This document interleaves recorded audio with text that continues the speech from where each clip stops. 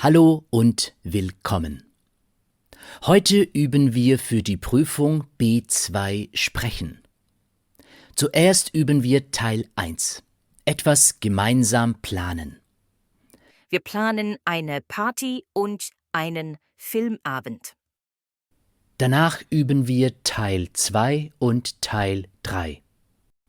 Ein Thema präsentieren, Feedback geben, Fragen stellen und beantworten.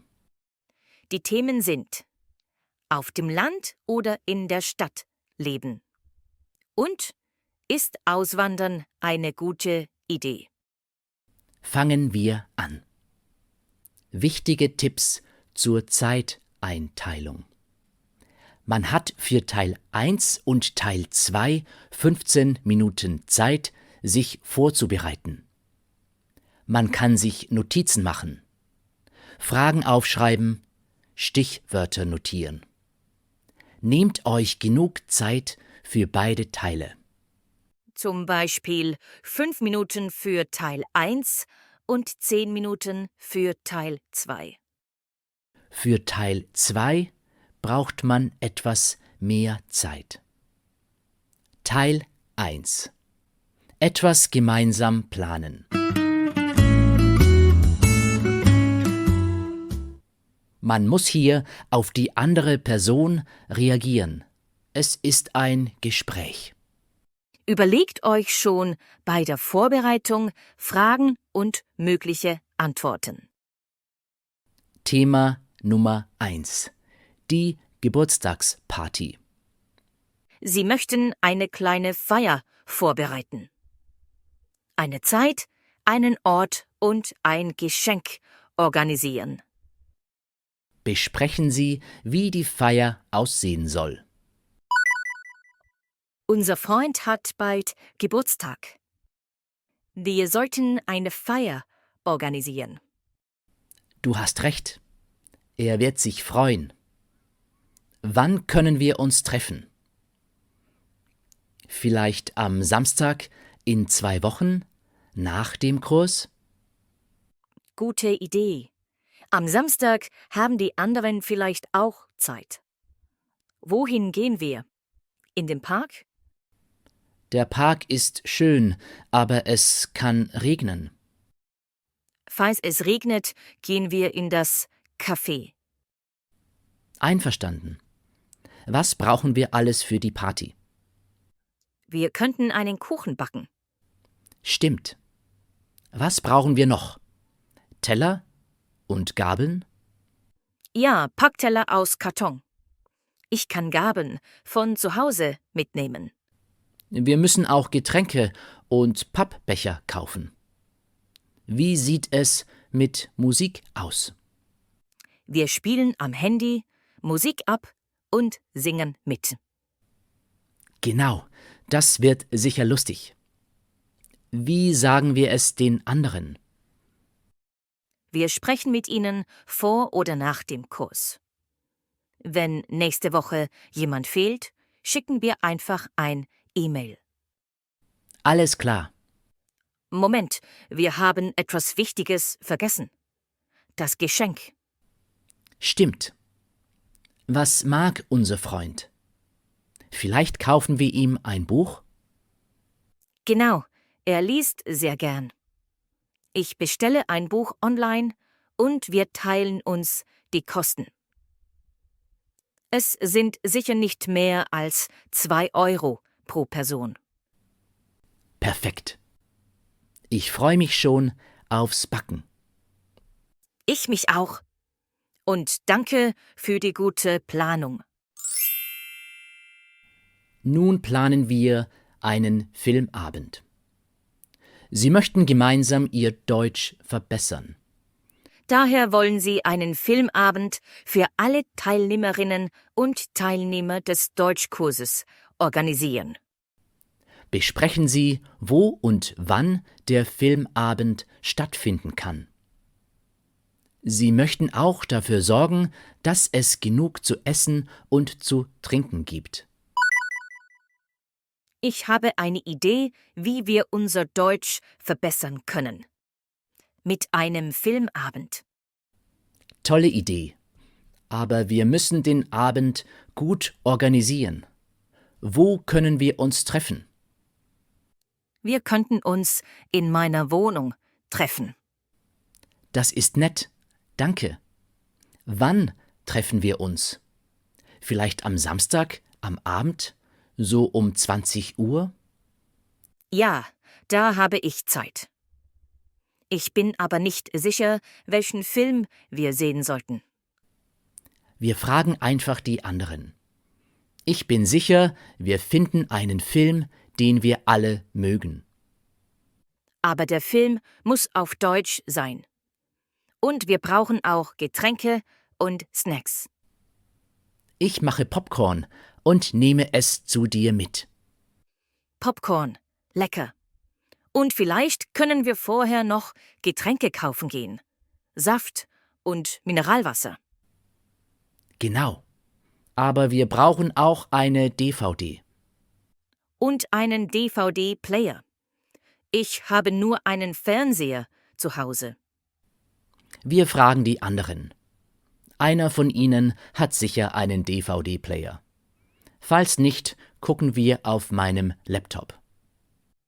In Ordnung. Ist das alles? Oder haben wir etwas vergessen? Wir müssen noch alle fragen, ob die Uhrzeit für sie passt. Ich schicke gleich ein E-Mail. Hast du alle E-Mail-Adressen? Ja, habe ich. Super. Dann hoffe ich, dass alle Zeit haben. Wir können den Filmabend auch verschieben. Aber ich freue mich schon darauf. Ja, so macht Lernen Spaß. Teil 2. Ein Thema präsentieren. Die Präsentation muss so aussehen. Erstens, die Einleitung. Ihr begrüßt die anderen Personen. Dann erklärt ihr, welche Teile eure Präsentation hat. Zweitens, eigene Erfahrungen. Ihr erzählt, was euch persönlich mit dem Thema verbindet, wie ihr es erlebt habt, bei euch selbst oder anderen. Drittens, das Heimatland.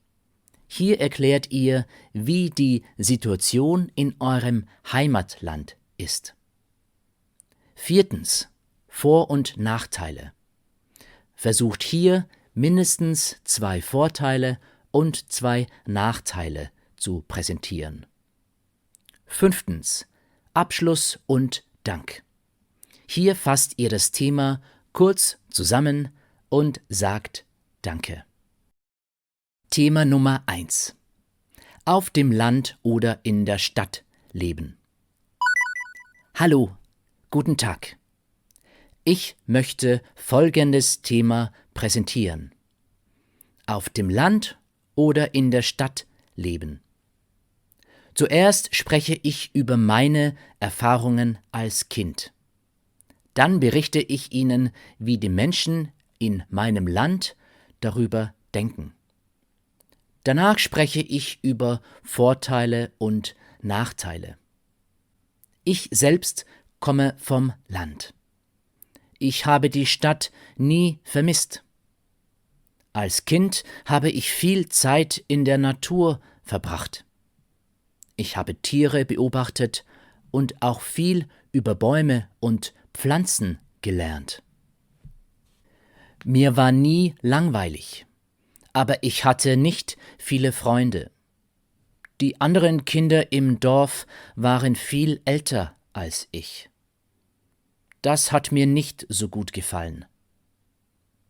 In meiner Heimat müssen viele Menschen in der Stadt leben, weil sie nur dort Arbeit finden können. Aber Urlaub macht man lieber am Land, weil man sich dort besser erholen kann. Es ist ruhiger und man hat saubere Luft. Große Städte sind toll, aber auch teuer und laut. Manchmal ist die Luft stark verschmutzt. Am Land kann man die Natur genießen. Das ist ein großer Vorteil. Man hat auch mehr Platz.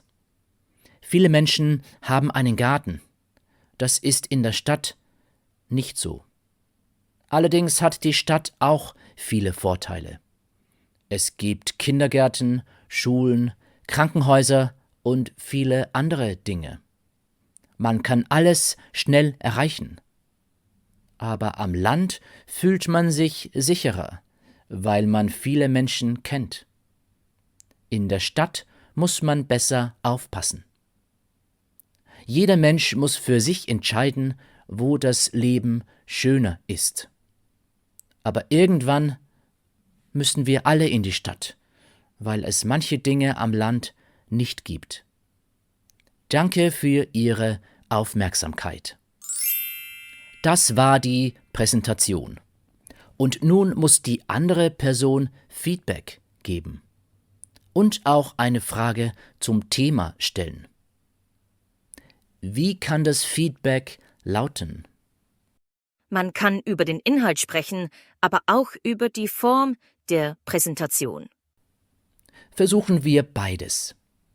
Hier sind ein paar Optionen. Beispiel 1. Die Präsentation war informativ und übersichtlich. Ihr Sprechtempo war ideal und ich habe einige neue Dinge gelernt. Beispiel 2. Ihr Vortrag war interessant und abwechslungsreich. Sie haben frei gesprochen und das hat mir gefallen.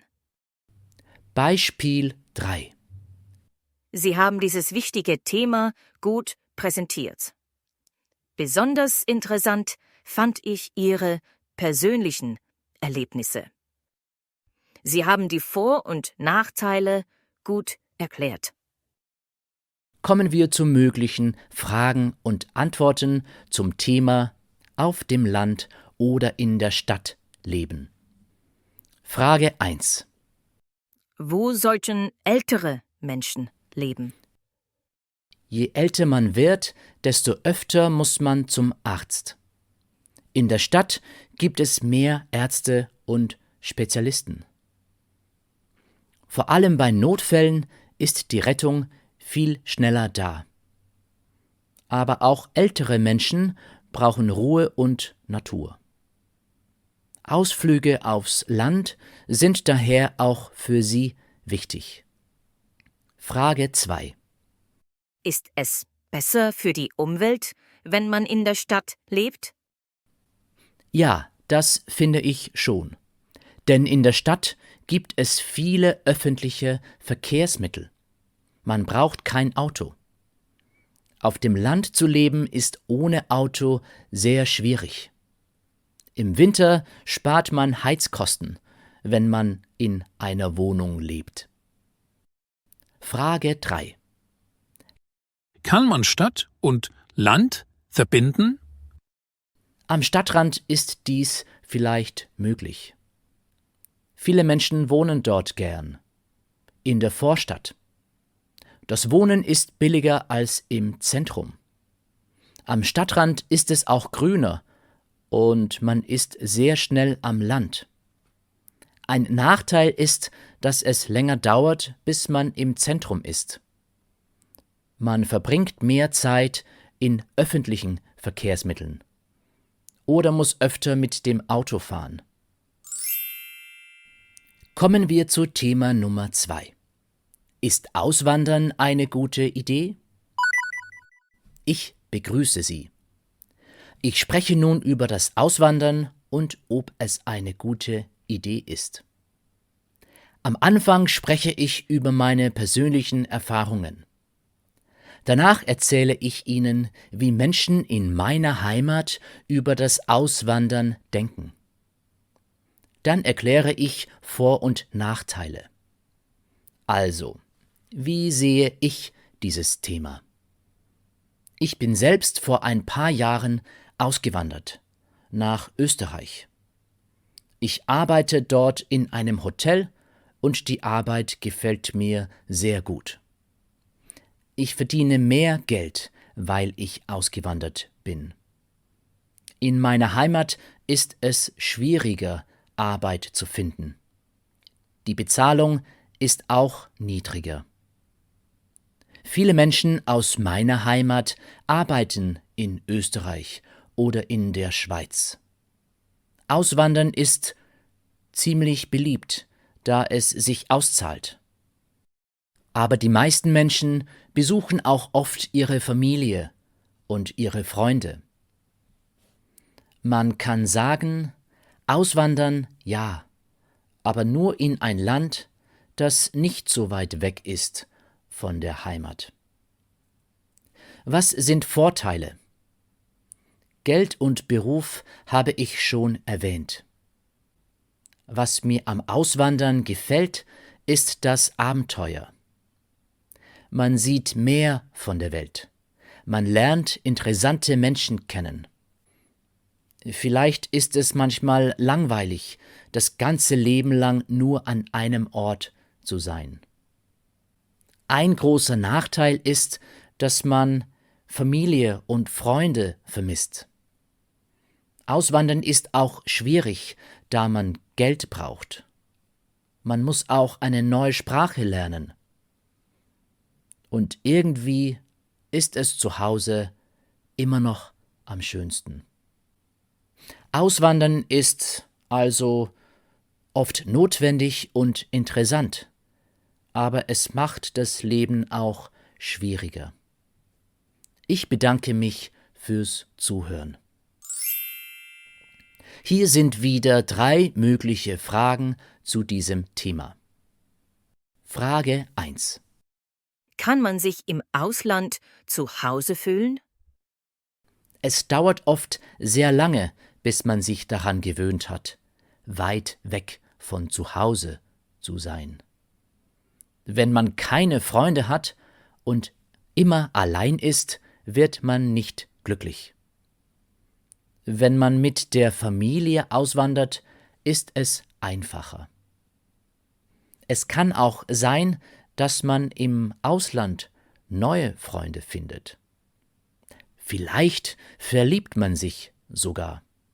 Frage 2. Kann man auswandern und dann wieder in die Heimat zurückkehren? Natürlich, und viele Menschen tun das auch. Sie arbeiten einige Jahre lang im Ausland, verdienen dort Geld und kehren dann zu ihren Familien zurück. Das kann aber auch schwierig sein. Manchen Menschen gefällt es im Ausland vielleicht besser und sie wollen ihre Heimat nur besuchen. Frage 3. Macht es Technologie einfacher, auszuwandern? Ja, man fühlt sich weniger einsam, wenn man Videotelefonate mit der Familie führen kann. Es ist sehr einfach, mit Freunden in der Heimat zu chatten. Es ist auch einfacher, wichtige Dokumente zu bekommen, die man im Ausland braucht. Aber Technologie hat ihre Grenzen. Eine Freundschaft hält nicht ewig, wenn man sich immer nur online sieht. Das waren mögliche Fragen und Antworten zum zweiten Thema. Ich hoffe, dass euch dieses Video für die B1-Prüfung hilft. Habt ihr noch Fragen? Welche Themen interessieren euch noch? Schreibt mir bitte in den Kommentaren. Ich wünsche euch alles Gute und noch einen schönen Tag. Tschüss und auf Wiedersehen.